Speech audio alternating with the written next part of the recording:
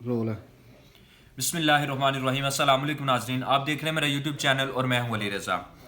PTI ने अपना इंतखाबी निशान खो दिया है, लेकिन उसके बाद कहा जा रहा है कि सियासी जमात की हैसियत भी खो देगी।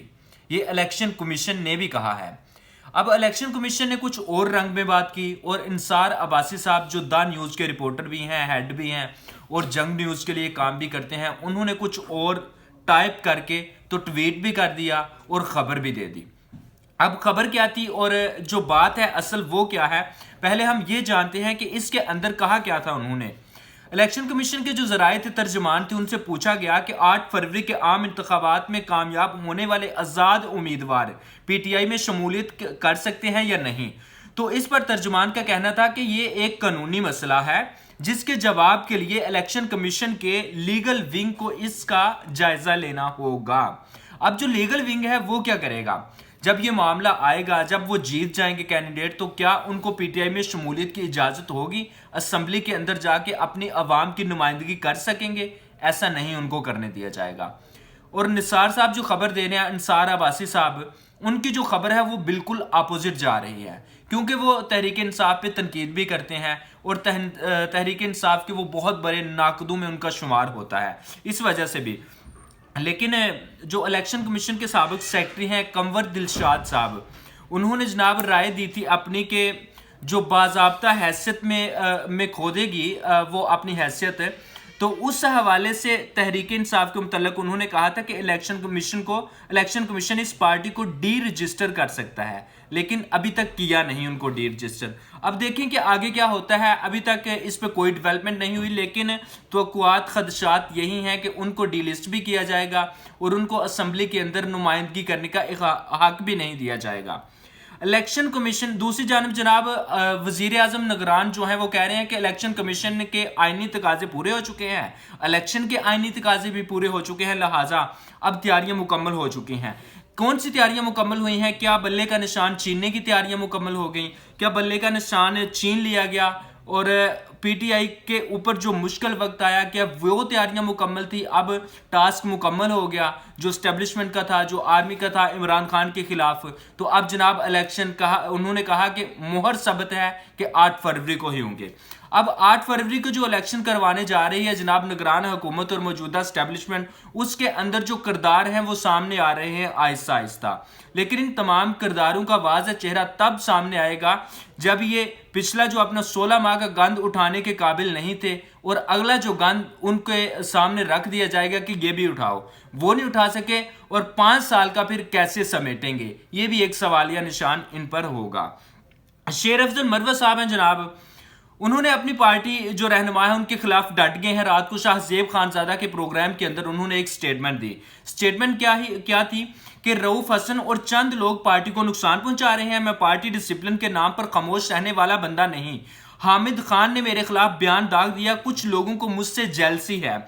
8 फरवरी के बाद मेरा कोई ताल्लुक नहीं होगा। अगर मुझे चुप करवाना है तो ये गलत साबित है, गलत बात है कि मैं पीछे हटने वालों में से हूं। मैं पीछे नहीं हटूंगा। पुलिस इदारों पर तनकीद करनी चाहिए, उनके खिलाफ एक्शन होना चाहिए, जबकि अपनी ही पार्टी के बंदों को तनकीद का निशाना बनाया जा रहा है। ये शेर अफजल मरवत साहब ने रात को एक स्टेटमेंट दी, जिसके बाद पार्टी के अंदर एक सियासी गहमा गहमी, एक नफरत, एक बयानात भी दिए जा रहे हैं। लेकिन इन तमाम के अंदर शेर अफजल मरवत साहब को जनाब इमरान खान ने तलब किया आज इस्लामाबाद के अंदर, और तमाम जो सियासी सरगर्मियां थी वो कहा कि खत्म करके कराची से इस्लामाबाद रिपोर्ट करें और इस्लामाबाद के अंदर आज एक मीटिंग तय है। लेकिन आज मीटिंग नहीं हुई, अब कल मीटिंग होगी। उसके अंदर क्या होगा ये एक बात की बात है। दूसरी जानब जनाब नून लीग को एक बड़ा दचका लगा। शरीफ खानदान जो कि 2/3 अक्सरियत के दावे करता है, कहता है कि हम 2/3 अक्सरियत से आएंगे, लेकिन उनको 2/3 अक्सरियत तो क्या अभी तक 1/3 अक्सरियत भी मिलती हुई नजर नहीं आ रही। उसकी वजह यह है कि कौमी असम्बली में जनाब 58 सीटें हैं। 58 सीटों पर नून लीग को उम्मीदवार ही नहीं मिले। पाकिस्तान पूरे के अंदर 58 सीटों पर नून लीग को अभी तक उम्मीदवार नहीं मिले। 266 में से 208 सीटों पर उम्मीदवार नून लीग ने खड़े किए। अब जबकि दूसरी जानब जो पीटीआई है उसने 266 में से 266 में ही अपने उम्मीदवार खड़े किए हैं, और वो जो सर्वेज आ रहे हैं वो ये आ रहे हैं कि जनाब 162 के करीब पीटीआई विन करेगी।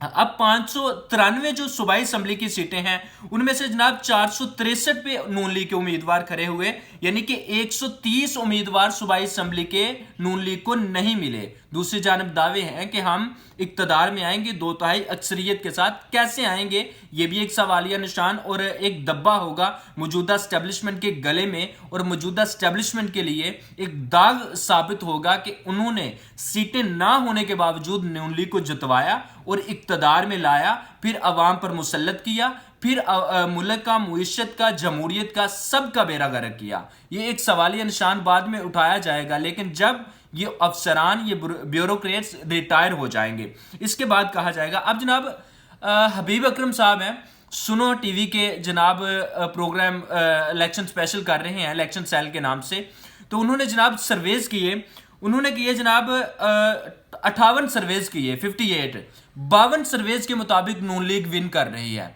पीटीआई विन कर रही है। अब इन तमाम के अंदर अगर देखा जाए तो क्या वो सीटें तहरीक इंसाफ को मिलने के बाद नून लीग फिर भी इक्तदार में आ जाएगी? और कौन लाएगा?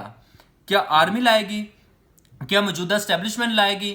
या फिर नून लीग की अपनी सियासी वक़्त है, इतनी ताकतवर है कि वो इक्तदार में आ सकेगी? ये भी एक सवालिया निशान होगा। देखें कल क्या होगा। और बिलावल भी जनाब कह रहे हैं कि शेर अवाम का खून चूसता है, इसे चौथी बार वजीर आज़म नहीं बनने देंगे। देखते हैं कि वो खून चूसेंगे दोबारा, या बिलावल भुट्टो साहब जनाब तीर के जरिए से सिंध की आवाम का शिकार करेंगे, अवाम के ही सीनों में तीर जो हैं खोबेंगे, या फिर पंजाब के अंदर, वफाक के अंदर, फेडरल के अंदर भी उनको कुछ हिस्सा दिया जाएगा। जबकि मरियम नवाज भी जनाब फिर दोबारा जजेस पर तनकीद शुरू कर दी है। इस तनकीद का क्या रद्दअमल आएगा, ये भी कल के लिए हम छोड़ते हैं। अब तक के लिए इतना ही, मुझे इजाज़त दें, अपना बहुत सारा ख्याल रखिए। अल्लाह हाफ़िज़ नासिर।